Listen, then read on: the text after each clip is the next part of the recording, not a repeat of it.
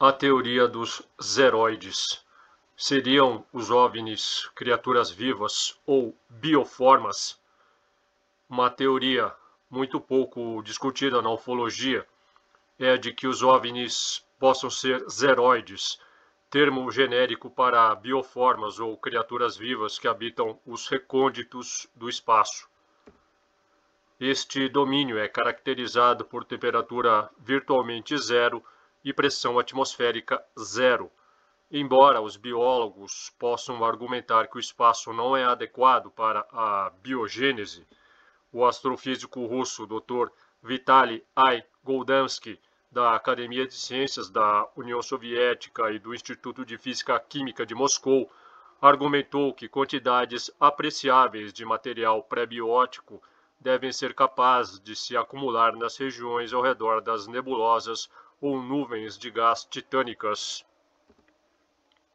Dezenas de compostos orgânicos já foram identificados no espaço, incluindo formaldeído, ácido cianídrico, também designado de ácido prússico, e celulose. Em suma, há uma abundância de blocos de construção básicos que permitem a evolução dos zeroides.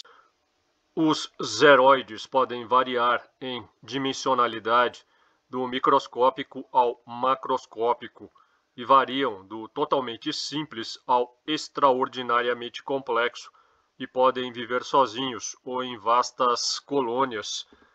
Os zeroides podem ter migrado para todos os setores do espaço, dentro e fora das galáxias.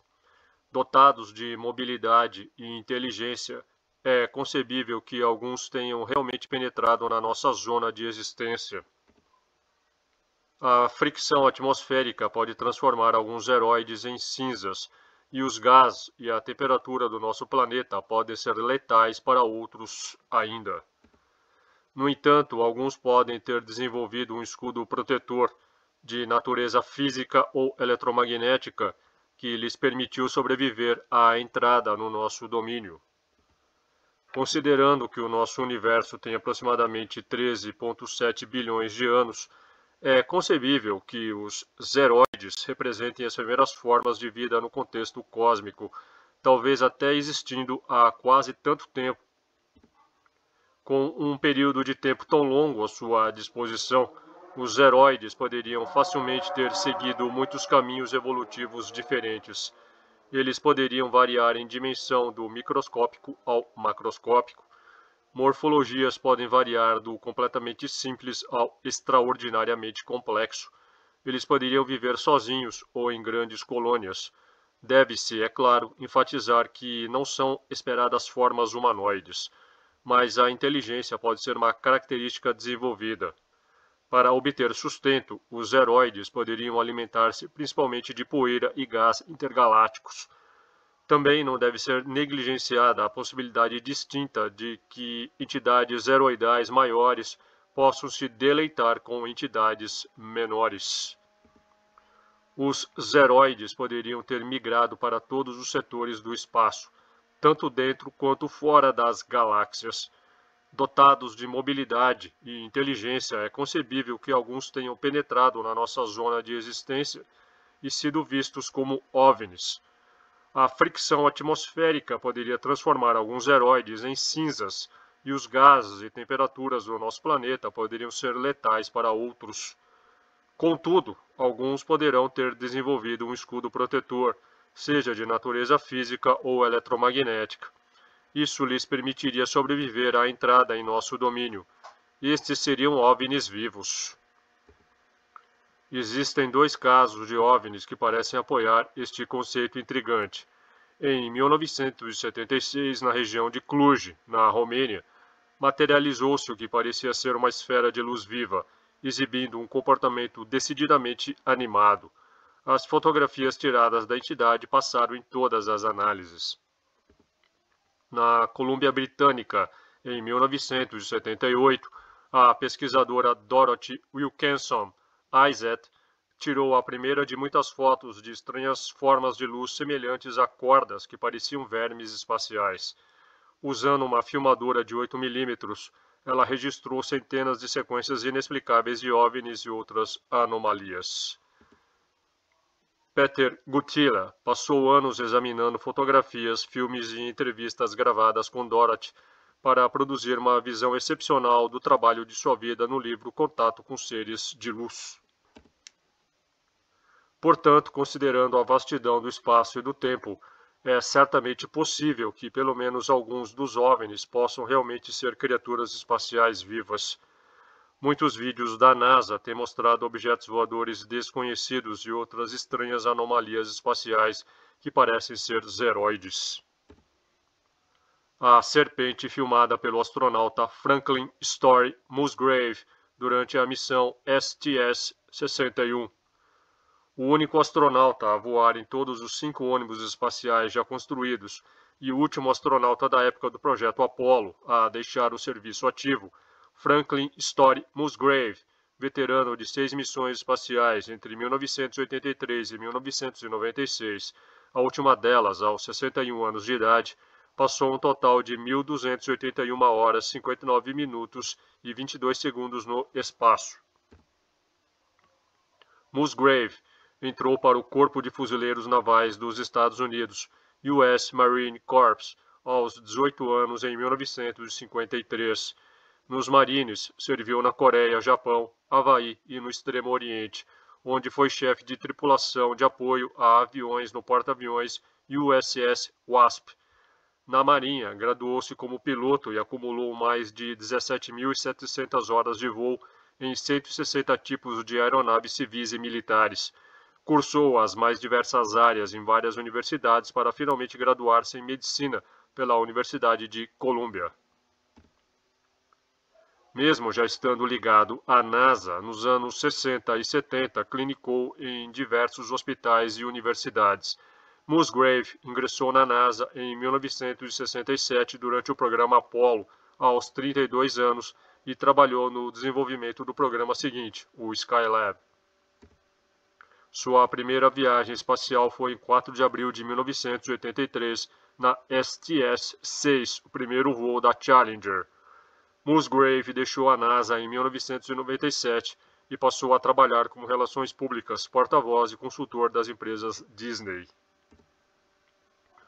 Entre 2 e 13 de dezembro de 1993, durante a missão STS-61, a primeira para a manutenção e reparos do telescópio Hubble, Musgrave realizou 3 caminhadas espaciais trabalhando entre a Endeavour e o Hubble, ocasião em que observou e filmou um objeto em forma de serpente que parecia uma criatura viva. Disse ele, abre aspas, em 2 voos vi e fotografei o que chamo de cobra, como uma enguia de 2 metros nadando lá fora. Fecha aspas. A presença renitente de serpentes e dragões e criaturas híbridas reptilianas nas lendas e nos mitos populares, transplantados para brasões de armas, escudos heráldicos e famílias nobres, provavelmente não é casual, já que corresponde a um fenômeno de distribuição mundial. O brasão de armas de Ugo Boncompagni, o Papa Gregório XIII, eleito em 1572, que instituiu o calendário gregoriano em uso até hoje, por exemplo, mostra um dragão cortado pela metade, mostrando a cabeça e as asas, mas sem pés e sem cauda. Seriam alusões a criaturas vivas como esta que vivem nos recônditos do espaço? Durante a missão STS-80 a bordo do Columbia, cuja tripulação de 5 astronautas permaneceu 17 dias, 15 horas e 54 minutos no espaço, entre 19 de novembro e 7 de dezembro de 1996, o voo mais longo na história deste veículo, Musgrave observou de uma das janelas a 300 km de altitude um objeto em forma de disco com cerca de 50 metros de diâmetro que voou abaixo das nuvens da direita para a esquerda. A borda exterior do disco parecia estar girando em sentido anti-horário. Louis Mountbatten, primeiro conde Mountbatten da Birmânia, falecido em 1979, tio do príncipe Philip, duque de Edimburgo, falecido em 2021, primo da rainha Elizabeth II do Reino Unido, falecido em 2022, e mentor do seu sobrinho neto, o rei Charles III, de quem era muito próximo, acreditava que os OVNIs eram eles mesmos os alienígenas e que não haveriam, portanto, criaturas espaciais dentro delas. Lord Mountbatten foi um ufólogo extremamente importante e influente, embora tenha mantido em segredo seu interesse pelo paranormal ao longo da sua vida. Mountbatten era um entusiasta de OVNIs e guardava grandes quantidades de arquivos sobre discos voadores em sua casa. Foi até alegado que ele tinha visto fotos ultra-secretas mantidas pela Marinha Real e que investigou um acidente misterioso que aconteceu durante a Segunda Guerra Mundial. O certo é que ele escreveu um relatório oficial sobre um alienígena em uma nave prateada pousando em sua propriedade, conforme atestam documentos históricos. Em fevereiro de 1955, Mountbatten, que era frequentemente chamado de padrinho honorário e mentor do então príncipe Charles, por causa de seu relacionamento próximo com o Duque de Edimburgo, fez um relatório oficial sobre um estranho encontro que seu pedreiro Fred Briggs teve com um disco voador e uma criatura alienígena. O relatório, que foi descoberto após a morte de Mountbatten em 1979 pelas mãos do IRA, descreve como uma nave espacial prateada aterrou nos terrenos da sua propriedade em Swansea, Hampshire. O disco voador pairou acima do solo antes que um homem vestido de macacão e capacete descesse do fundo da nave, segundo os documentos. Fred teria sido derrubado da bicicleta e mantido no chão por uma força invisível. O objeto tinha o formato de um enorme chocalho de criança e tinha entre 6 e 9 metros de diâmetro, afirma o relatório oficial. A frase de despedida dos alienígenas foi, abre aspas, se Lord Mountbatten nos conhecesse, ele poderia mudar o mundo, fecha aspas. Bom, de certa forma ele já estava mudando por justamente os conhecerem. Mountbatten foi instrumental no desenvolvimento do campo de investigações de OVNIs no Reino Unido e em todo o mundo. Não deixa de ser sintomático que um membro de sangue nobre da família real tenha sido um dos que mais fomentaram e promoveram a ufologia, como se isso fizesse parte de uma agenda, a qual fica cada vez mais evidente. O príncipe Philip também era muito interessado por ufologia. Ele era muito próximo do tio e sempre disse que este era mais um pai para ele. Mountbatten também parece ter despertado tal interesse em Charles e no resto da família, pelo que se pode deduzir pelas listas de leitura repletas de diferentes livros paranormais. Em 27 de agosto de 1979, enquanto estava de férias em sua propriedade de verão em Moulamar, na República da Irlanda, Mountbatten, junto com outras 3 pessoas, incluindo seu neto Nicholas, foram assassinados pelo exército republicano irlandês, o IRA, que havia colocado uma bomba em seu barco de pesca, o Shadow 5. Nope, não olhe, de 2022, dirigido e coproduzido por Jordan Peele, resolveu colocar em cena não um disco voador máquina, invasora de outro planeta cheio de alienígenas dentro, mas um zeroide, uma bioforma ou entidade viva esfomeada, parecida com uma gigantesca água-viva que devora implacavelmente artistas e moradores em uma remota fazenda de cavalos no condado de Los Angeles. Tirando o fato de que o filme é uma metáfora para o que se passa no submundo de Hollywood, às vezes um alienígena carnívoro em forma de disco é apenas um alienígena carnívoro em forma de disco. Quando as pessoas olham para a entidade no início do filme, ela parece um típico disco voador, um pires com um olho, com sua pupila se tornando o portal que suga pessoas, cavalos e o que quer que seja, e depois expele material inorgânico de volta.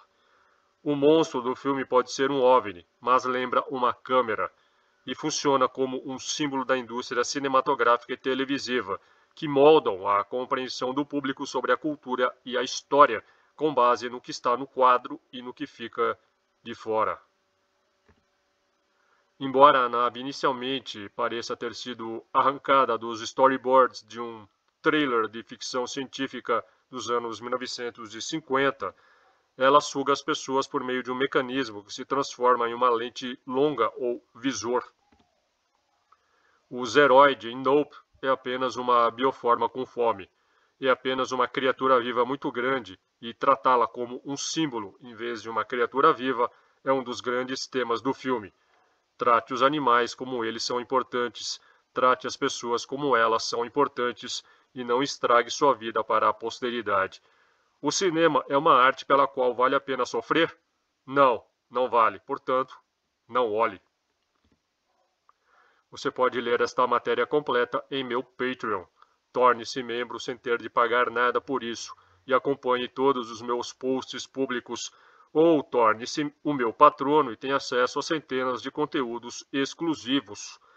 Dê um like, compartilhe, inscreva-se, torne-se membro e me siga nas minhas redes. Valeu e até mais.